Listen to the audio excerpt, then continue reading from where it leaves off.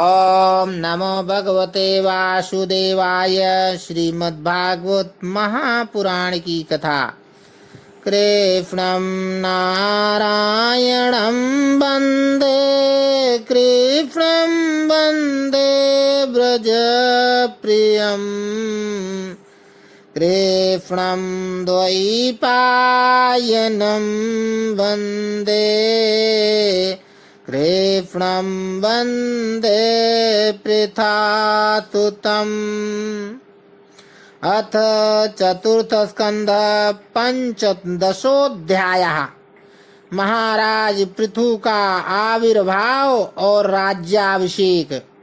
बोलो वृंदावन बिहारी लाल की जय। श्री मैत्रेय जी कहते हैं, विदुर जी, इसके बाद ब्राह्मणों ने पुत्रहीन राजा वेन की भुजाओं का मंथन किया। तब उनसे एक स्त्री पुरुष का जोड़ा प्रकट हुआ। ब्रह्मवादी ऋषि उस जोड़े को उत्पन्न हुआ देख और उसे भगवान का अंश जान बहुत प्रसन्न हुए और बोले। ऋषियों ने कहा कि यह पुरुष भगवान विष्णु की विश्व पालनी कला से प्रकट हुआ है और यह स्त्री उन परम पुरुष की अनपायनी कभी अलग न होने वाली शक्ति लक्ष्मी जी का अवतार है। इनमें से जो पुरुष है वह अपने सुयश का प्रथम विस्तार करने के कारण परम यशस्वी पृथु नामक सम्राट होगा। राजाओं में यही सबसे पहला होगा।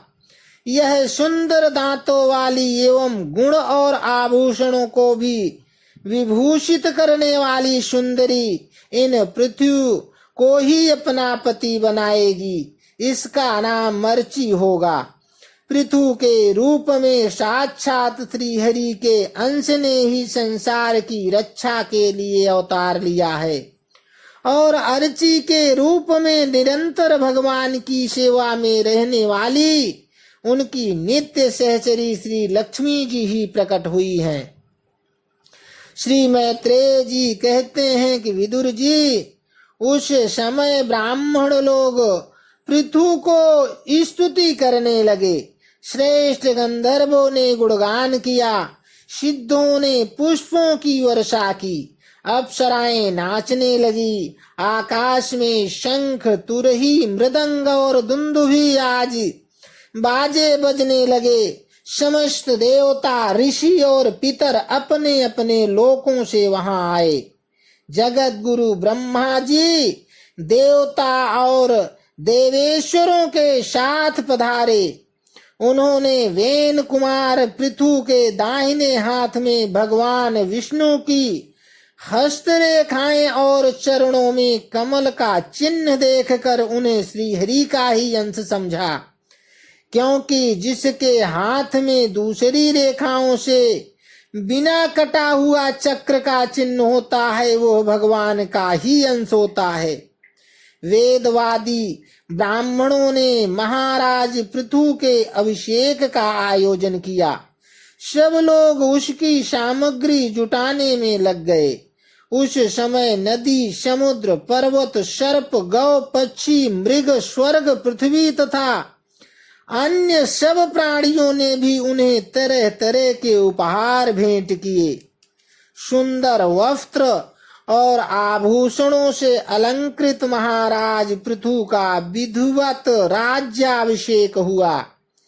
उस समय अनेकों अलंकारों से सजी हुई महारानी अर्ची के साथ वे दूसरे अग्निदेव के सदृश जान पड़ते थे। वीर विदुर जी, उन्हें कुबेर ने बड़ा ही सुंदर सोने का सिंहासन दिया तथा वरुण ने चंद्रमा के समान श्वेत और प्रकाशमय छत्र दिया, जिससे निरंतर जल की फुहियां झरती रहती थी।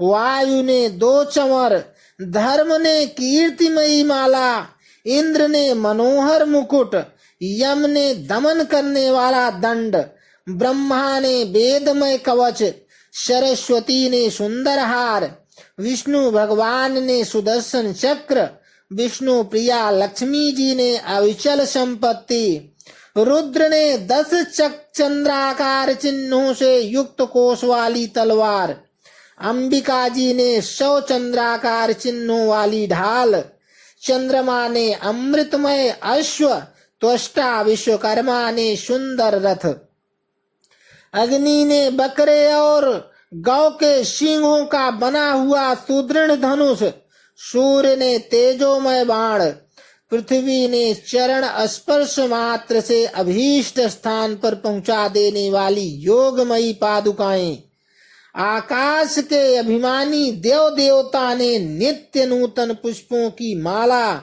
आकाश विहारी सिद्ध गंधर्वादि ने नाचने गाने बजाने और अंतर्धान हो जाने की शक्तियां, ऋषियों ने अमोघ आशीर्वाद, समुद्र ने अपने से उत्पन्न हुआ शंख तथा 7 समुद्र, पर्वत और नदियों ने उनके रथ के लिए वे रोक टोक मार्ग उपहार में दिए।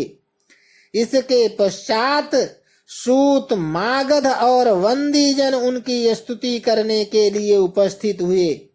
तब उन स्तुति करने वालों का अभिप्राय समझकर वेन पुत्र परम प्रतापी महाराज पृथु ने हंसते हुए मेघ के समान गंभीर वाणी में कहा, पृथु ने कहा, सौम्य सूत, मागध और वंदीजन, अभी तो लोक में मेरा कोई भी गुण प्रकट नहीं हुआ, फिर तुम किन गुणों को लेकर मेरी स्तुति करोगे? मेरे विषय में तुम्हारी वाणी व्यर्थ नहीं होनी चाहिए, इसलिए मुझसे भिन्न किसी और की स्तुति करो। मृदुभाषियों, कालांतर में जब मेरे अप्रकट गुण प्रकट हो जाएं, तब भरपेट अपनी मधुर वाणी से मेरी स्तुति कर लेना। देखो, शिष्ट पुरुष पवित्र कीर्ति श्री हरि के गुणानुवाद के रहते हुए तुच्छ मनुष्यों की स्तुति नहीं किया करते। महान गुणों को धारण करने में समर्थ होने पर भी ऐसा कौन बुद्धिमान पुरुष है जो उनके न रहने पर भी केवल संभावना मात्र से स्तुति करने वाले द्वारा अपनी स्तुति करवाएगा? यदि यह विद्याभ्यास करता तो इसके अमुक अमुक गुण हो जाते। इस प्रकार की स्तुति से तो मनुष्य की वंदना की जाती है।